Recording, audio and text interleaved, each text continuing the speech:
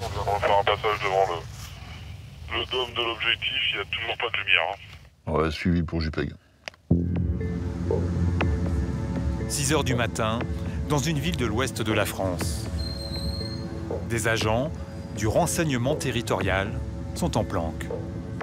Pour la première fois, ces policiers très discrets acceptent d'être suivis par une caméra. Là, il devrait se mettre à sa fenêtre, fumer une cigarette, et il pourrait regarder à l'extérieur et prendre son véhicule pour aller normalement à la première prière de la mosquée la plus proche, en fait. Dans leur ligne de mire, un converti à l'islam que nous appellerons Antoine. Âgé d'une vingtaine d'années, déjà condamné pour agression à l'arme blanche, le jeune homme est instable. Il a fait un séjour en hôpital psychiatrique. C'est un individu qui s'est radicalisé et qui a tenu en plus des propos outranciers, on va dire, et il voulait tuer des chrétiens, enfin, voilà, des éléments de cette nature-là. S'agit-il d'une simple provocation? Risque-t-il de passer à l'acte? Pour évaluer sa dangerosité, les policiers surveillent ses fréquentations et tous ses déplacements. Avant de la voiture direction ville, je crois. Affirmatif. Donc nous, on est mis en place à une trentaine de mètres du véhicule, on le voit, il est trottoir opposé à nous. Donc si ça part, je vous le dis. Le dispositif est conséquent. Déjà 3 semaines de filature, 8 heures par jour en moyenne. Ok, c'est bien pris. Bah écoute, moi je suis au niveau de la voiture, il n'y a toujours rien. Au total, 6 hommes, répartis dans 3 voitures et un sous-marin. Un véhicule banalisé, stationné régulièrement devant chez lui. Lumière éteinte au niveau de sa piole. Ok, suivi. Ce matin, contrairement aux habitudes, aucun signe d'Antoine. Va-t-il se rendre à la mosquée? J'en profite pour vérifier les heures de prière, parce qu'on ne les connaît pas toujours par cœur non plus, même si elle est à 7h24.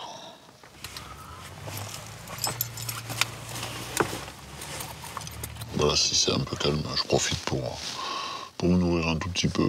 Ouais, faut pas trop manger ni trop boire, parce que faut attendre. L'objectif est toujours en train de dormir. Il y a peu de chances qu'il se dirige vers la mosquée pour la première prière. 3 heures passent, quand soudain... JPEG, il y a l'objectif qui vient de s'approcher. Il a un blouson en cuir, veste à capuche. Il rentre dans sa voiture.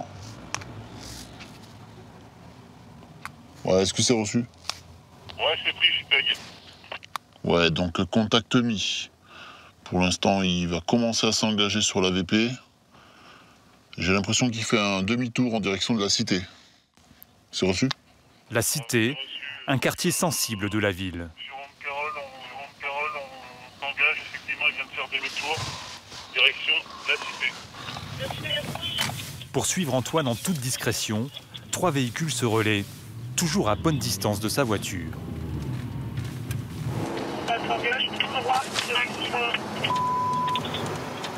Ça marche, on arrive.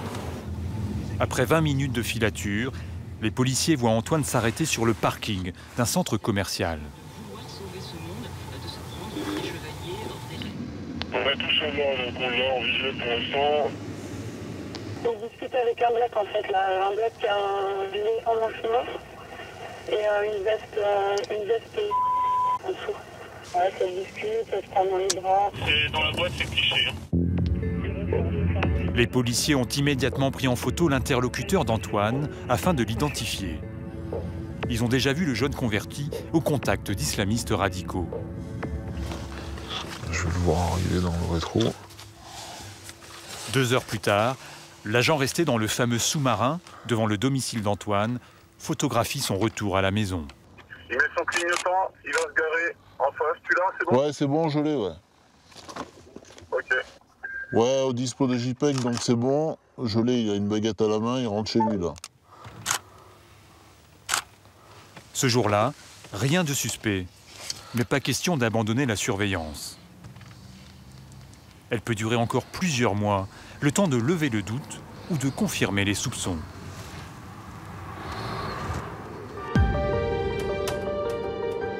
Les agents du RT, le renseignement territorial, qu'on appelait RG jusqu'en 2008, sont le premier rempart dans la lutte contre le terrorisme. Dans le sud-ouest de la France, ce service compte 200 policiers habilités secret défense. Leur mission prioritaire, détecter et suivre parmi les 6 millions d'habitants de la région les islamistes radicaux, ou en train de le devenir. Mère et la grand-mère. La radicalisation n'est pas forcément avérée. Tous les lundis, les responsables du RT passent en revue les dossiers en cours sous la direction de la commissaire divisionnaire Sophie Brindel. C'est un jeune homme qui nous a été signalé par un de ses collègues de travail. Ça date de la mi-novembre. Donc, madame, vous nous faites le point. Ce jeune homme qui est donc signalé serait converti à l'islam depuis 3 ou 4 ans. Et ce qui a inquiété ce collègue, c'est qu'il aurait décidé de pratiquer les arts martiaux assez assidûment, qu'il aurait changé de tenue vestimentaire et qu'il aurait fait l'acquisition aussi d'un fusil. Depuis les attaques du 13 novembre à Paris, les appels affluent via le numéro vert mis en place il y a 2 ans par le ministère de l'Intérieur. 242 signalements, 2 fois plus que d'habitude. Des appels que le service doit analyser et trier. Donc il faut éclaircir ça, faut voir. Oui. D'accord. Il convient de lever le doute sur cette situation. Souvent, des profils similaires. Des jeunes à peine sortis de l'adolescence, tentés par l'islamisme, ou même l'aventure djihadiste, comme le cas de cette lycéenne signalée par l'un de ses proches. Elle est en lien avec un homme dont nous avons plusieurs photographies, dont une où il est porteur d'un couvre-chef avec la devise de Daesh, et une autre en fait sur laquelle il est porteur d'une Kalachnikov. Cet homme lui demande actuellement de l'épouser et de venir la rejoindre en Syrie en lui vantant... Donc l'homme qui est en Syrie, on est bien d'accord. L'homme qui est en Syrie, oui. En lui vantant les mérites de la qualité de vie qu'elle aurait là-bas en Syrie. On a un dernier signalement effectivement cette semaine, pour lequel on pourrait faire une évaluation. C'est une main courante qui nous vient du commissariat de... On a un professeur donc d'un lycée qui signale la présence de vidéos de décapitation sur le compte Facebook d'un des élèves. 30% des signalements sont considérés comme des alertes sérieuses. Les cas les plus inquiétants font rapidement l'objet d'une surveillance. Pour les autres, les policiers tentent une autre approche. Bonjour. Une convocation à un entretien administratif. Il ne s'agit pas d'un interrogatoire, il n'y a aucune obligation de se présenter, ni même de rester jusqu'à la fin. Est-ce que vous auriez des pièces d'identité, s'il vous plaît? L'objectif est d'instaurer un climat de confiance, propice aux confidences. Ce jour-là, face aux agents, une adolescente de 14 ans, accompagnée de sa grand-mère qui a appelé le numéro vert. Courant novembre, sa petite fille serait entrée en contact sur Internet avec des djihadistes en Syrie. L'un d'eux l'aurait appelé au téléphone. Tu as dit qu'un soir, tu as reçu un appel privé d'un mec qui avait une voix en rebeu et qui t'a dit que l'islam était une belle religion, qu'il fallait que tu les rejoignes. Ouais, un homme, il parlait pas bien français, il parlait bizarrement. Et il m'a dit, oui, l'islam, c'est une belle religion. Viens, tu vas te marier, tu vas avoir un beau mari, une belle vie, tu seras riche. Et moi, j'ai raccroché, j'ai eu peur. Tu aurais pu suivre. Si on m'aurait influencé, je pense que je serais parti comme ça. Parce que je suis une fille super influençable. Mais qu'est-ce qui pourrait t'influencer dans ce discours-là? Je sais pas. Je sais pas, l'argent, je sais pas, enfin, des trucs de jeunes, quoi, qu'on s'intéresse. Hein. Le beau garçon, l'argent. C'est exactement les méthodes qu'ils emploient, je te rassure. C'est ce qu'on va te dire. On va te dire, viens, Ouais. c'est cool, tu vas rencontrer un beau gars. Ouais, t'auras de l'argent, des frangines, des sœurs, partout. Des gens qui s'intéressent à toi, qui pensent ouais, comme toi. Voilà, c'est les... Ouais, c'est ça leur méthode. À ça, nous, les jeunes. Ils vont essayer de te donner une vraie identité, une existence qui va te plaire. Ouais. Internet. L'entretien se termine par une mise en garde, car les agents ont perçu l'extrême fragilité de l'adolescente. Une proie potentielle. Tu fasses attention à tes relations. Vraiment. Elle est influençable. Parce que la plupart doivent être bonnes, j'ai pas de doute là-dessus. Ah oui. Tu fasses extrêmement attention. Elle a tellement d'amour à donner qu'elle reçoit pas, qu'elle peut arriver à faire une bêtise. Vous voyez ce que je veux dire? Que je peux le donner à n'importe qui. Elle peut se donner à n'importe qui. Ben justement, aujourd'hui, elle en a conscience. Avant d'en arriver là, il faut que tu en sois consciente, d'une part, et que tu en parles avant. Voilà. Et tu en es consciente, puisqu'aujourd'hui tu l'évoques. Bon, bah écoutez, je vous remercie beaucoup. Face aux difficultés de la jeune fille, les policiers vont l'orienter vers des services sociaux. L'entretien fera l'objet d'une note interne, accessible seulement aux agents du renseignement. Parmi les signalements les plus courants, ceux de jeunes convertis qui arrêtent leurs études et se coupent de leur famille. Est-ce que vous avez une pièce d'identité, s'il vous plaît, monsieur? Mais bien sûr. Ce père affirme être en rupture avec sa fille de 19 ans, depuis qu'elle fréquente un musulman et qu'elle a choisi l'islam. C'est qu'elle a changé vestimentaire, nourriture. Elle me parle du Coran, tire l'arigot. Qu'est-ce qu'elle vous dit? Qu'elle ne veut pas manger de porc? Non, oui, le porc, elle ne veut plus en manger. C'est clair, c'est net, subitement, parce que ça donne des maladies. D'habitude, elle était coquette, voilà, et tout, et que maintenant, elle est un peu brouillon, quoi. Elle se cache le cou, presque. Quand elle se fait prendre en photo, et son copain se cache les yeux. On voit que les yeux, quoi, de son côté. Une jeune femme devenue apparemment très pieuse, pas suffisant pour alarmer les policiers. On a toutes les raisons de penser à ce stade. Pas de problème, voilà. Pas de signe de radicalisation. Non, pas d'inquiétude à avoir. Voilà. Voilà, là je suis très content, voilà, c'est bon. Si vous me dites ça, que ça risque rien, bon, mais voilà. Non, mais avec tout ce qui se passe, et tout ce qu'on entend... Bien sûr.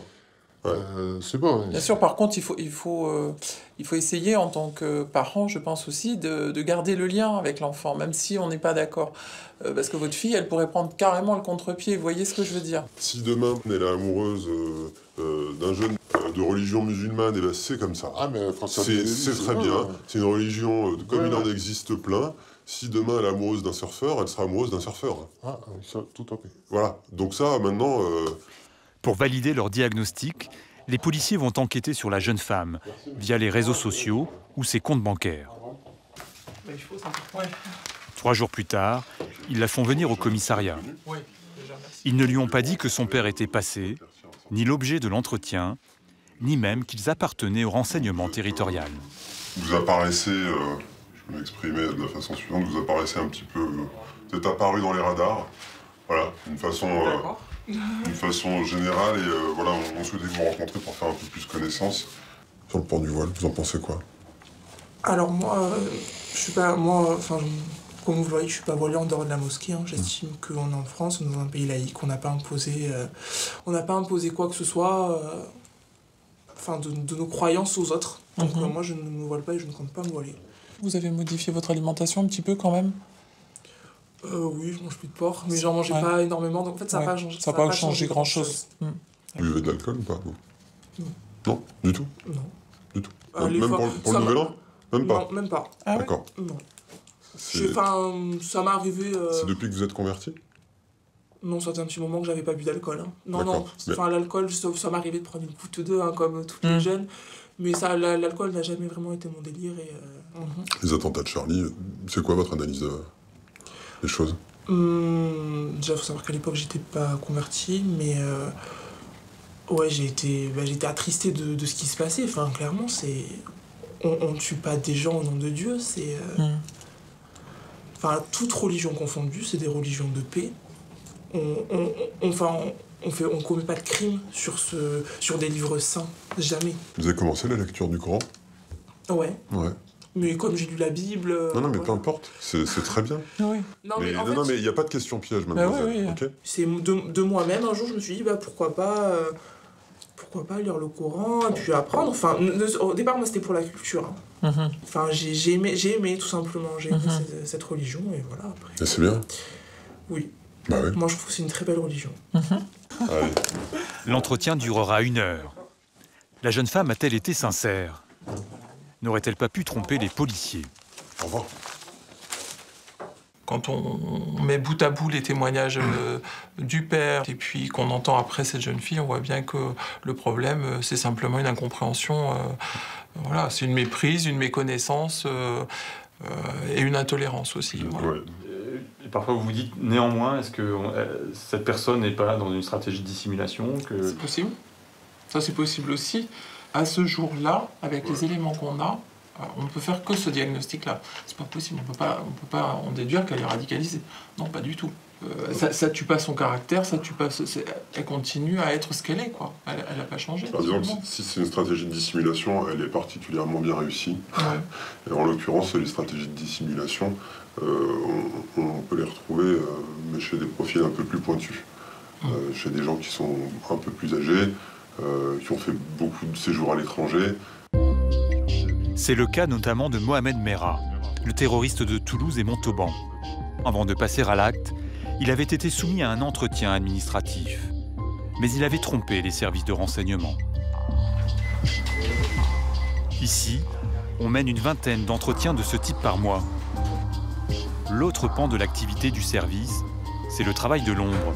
Écoute téléphonique, surveillance Internet, balises GPS. Des moyens dignes d'un film d'espionnage.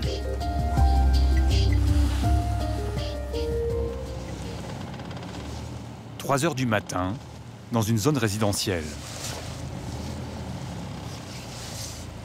Raph de Yannick, on est sur place. Par souci de discrétion, nous filmons ces agents avec une caméra infrarouge. Bon, c'est bon pour nous, on est prêt à intervenir, vous nous dites si c'est bon pour vous. Dans des rues adjacentes, 4 autres agents prennent position pour les prévenir en cas de passage. Ouais, dispo de Ben, donc c'est bon, je suis positionné en amont et pour moi RAS pour l'instant. Bon, ok, bon, c'est bon pour nous, on fait mouvement vers le pylône. Allez, c'est parti. Les 2 policiers sont des spécialistes en technologie. Raph de Yannick, on commence l'installation. Ils s'apprêtent à poser sur ce pylône une mini-caméra. Ils veulent espionner les allées et venues devant un appartement situé en face. Il abrite une famille qui se serait radicalisée. Fais gaffe que ça tire pas trop sur la connectique. Les policiers soupçonnent cette famille de préparer un départ, peut-être pour la Syrie. Ils ne l'ont pas convoquée à un entretien administratif. Ils veulent la surveiller sans qu'elle ne se doute de rien. À 500 mètres de là, leurs collègues voient arriver une voiture dans leur direction. Ouais, de Ben, ça m'a dépassé, ça continue. Il les prévient immédiatement.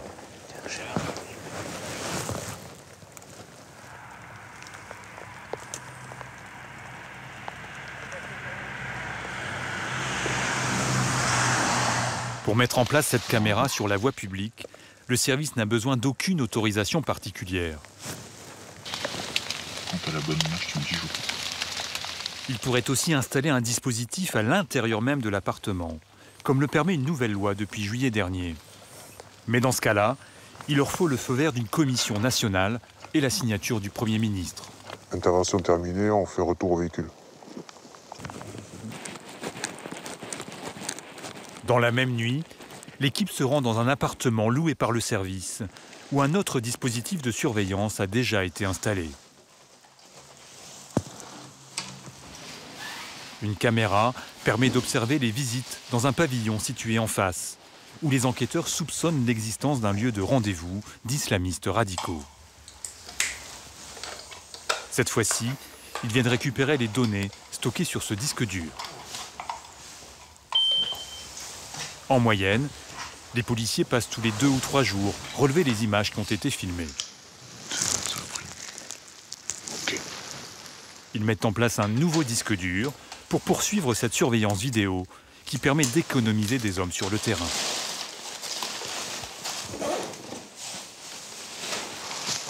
C'est bon pour moi.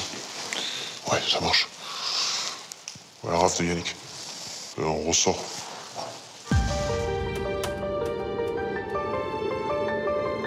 Le lendemain, les données sont visionnées par les analystes du service. Alors t'as quoi ?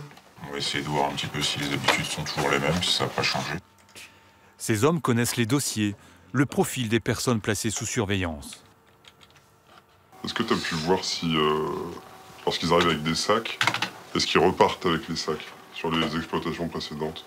Dernièrement, il a accueilli quelqu'un, et jusque-là, je ne sais pas encore s'il est toujours chez lui ou s'il est reparti. Ouais, il passe peu de temps chez lui, en fait. Ouais, au final, il passe peu de temps chez lui, mais il fait pas mal d'allers-retours. En principe, le matin, il sort à partir de 7h. On doit faire la paire de l'eau chez lui. Okay. La caméra est équipée d'un détecteur de mouvement qui permet d'enregistrer seulement les moments où il y a du passage à la porte du pavillon, étrangement, plutôt la nuit. Tiens, voilà.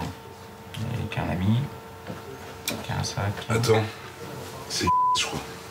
Ah, il avait disparu de la circuit, mais c'est lui, c'est sûr. Un homme radicalisé, connu de leur service, vient d'être identifié.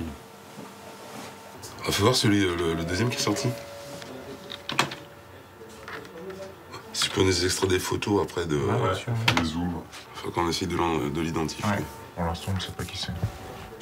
Les policiers vont devoir poursuivre ces enregistrements. C'est quand même pour échanger. Actuellement, dans la région, 80 personnes font l'objet d'une surveillance sonore, vidéo ou d'une filature.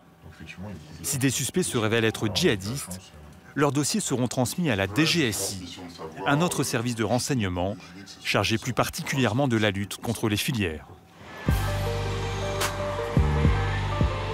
Comme il est impossible de surveiller tous les suspects, en même temps et partout, le service dispose d'une autre arme, la fiche S. S comme sûreté de l'État. Quasiment chaque semaine, la commissaire Brindel fait inscrire une personne dans ce registre centralisé à Paris. Est-ce que vous avez du nouveau de la part du service central sur la demande de fiche sûreté de l'État? Contrôle de routine ou contrôle aux frontières, dès qu'une personne fichée S doit présenter ses papiers, l'information est communiquée au renseignement territorial. L'objectif de la fiche S, c'est de nous faire remonter donc des renseignements sans attirer l'attention de l'individu. C'est une sonnette qui va nous expliquer à un moment donné où est l'individu, la destination d'où il vient, les gens qui l'accompagnent. Ce n'est pas un moyen d'interpellation. 20 000 personnes en font l'objet actuellement en France. La moitié seraient des membres de la mouvance islamiste radicale. Pour recueillir du renseignement, traquer les radicaux, les agents du RT vont aussi au contact de leurs sources, proviseurs, gardiens d'immeubles, chefs d'entreprise, mais aussi responsables de la communauté musulmane. Oui, ça va, bienvenue. Bon, on est désolé, on a un petit peu en retard. Non, il n'y a pas de souci. Le prêche a commencé. Oui, le prêche a commencé. Marc et Patrick se rendent régulièrement dans cette mosquée, placée sous la protection de l'armée depuis novembre dernier et les attentats. L'imam qui prêche ici figure sur la liste noire de l'État islamique, car réputé trop modéré. Trop de pratique, tu la pratiques. Gare aux fanatiques, a dit le prophète, sallallahu alayhi wa sallam, dans la croyance. Il s'appelle Tarek Oubrou. A été révélé dans un contexte. Son prêche ce jour-là porte sur la condamnation des kamikazes qu'il distingue des martyrs. Le martyr, c'est celui qui subit une mort imposée par la guerre qu'il n'a pas choisie, ou bien une mort subie. C'est ça le martyr. Ce n'est pas forcément parmi les fidèles de cette mosquée que les agents risquent de croiser le plus de radicaux.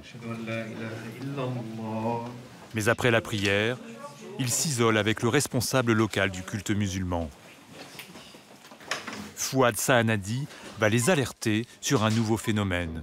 Il y a au niveau régional des choses dont nous devrions avoir connaissance. Ce qui nous a posé problème, comme vous l'avez remarqué, c'est que ces imams itinérants qu'on n'arrive pas à cerner et qui ont des discours un peu ambivalents et qui se retrouvent dans des mosquées qui n'ont pas d'imam fixe. D'accord. Vous avez déjà identifié ces foyers Oui, on a déjà dans le département, oui. Maintenant, il faudra... Ces imams radicaux viendraient d'Espagne. Fouad Sahanadi s'engage à partager toutes ces informations avec le service de renseignement. Mais aujourd'hui, après ce qui s'est passé, tous les responsables, en tout cas, il y a une collaboration parfaite. Dès que la personne représente un danger pour elle-même ou pour son entourage, ou que cette personne puisse être manipulée par quelqu'un d'autre, il est de notre devoir de la signaler et de faire le nécessaire pour que cette personne soit prise en charge.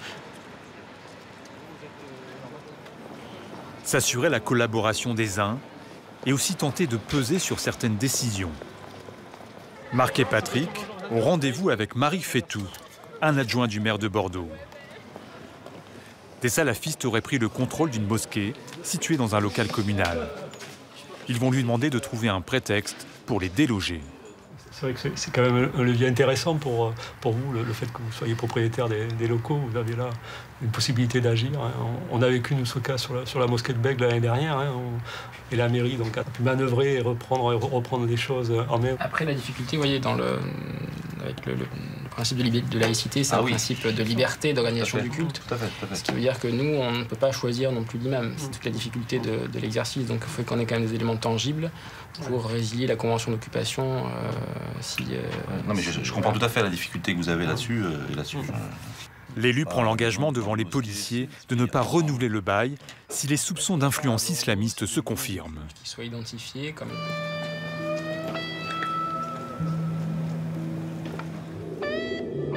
Depuis novembre, les surveillances du renseignement territorial ont entraîné en France plus de 400 interpellations et plus de 3200 perquisitions administratives.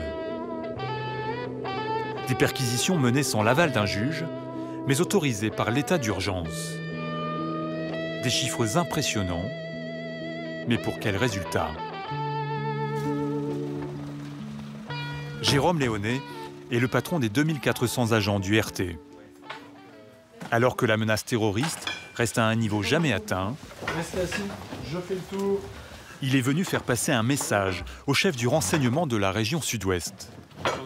Traquer, enquêter, oui, mais avec discernement. Bon, vous allez pardonner mon retard. Je pense qu'on est allé déjà très loin dans ce qu'on devait cibler. Toute la difficulté aujourd'hui, c'est de trouver encore et toujours des dossiers qui soient des dossiers sérieux. Je veux dire, on ne peut pas aller d'emblée sur une opération lourde comme la perquisition administrative si on n'a pas en amont fait un minimum de travail d'évaluation. Donc ça, vous l'avez toujours fait, il faut continuer à le faire de cette façon-là pour qu'on soit totalement irréprochable. À ce jour, 2800 personnes radicalisées sont suivies par le renseignement territorial en France. 20% de plus qu'en novembre dernier. Plus de monde à surveiller et de nouveaux profils inquiétants, selon le patron du service. On a environ 150 cas qui sont en besoin de soins psychiatriques, soit en rupture de soins psychiatriques. Tout le risque est le passage à l'acte non prémédité, le passage à l'acte spontané, qui répond parfois à, encore une fois, un moment de folie au sens psychiatrique du terme. Et ça, c'est très difficile à évaluer. C'est une de nos très grosses préoccupations aujourd'hui. Église de Villejuif, commissariat de Joué-les-Tours ou du 18e arrondissement de Paris. En un peu plus d'un an, 3 radicaux correspondant à ce profil sont passés à l'acte.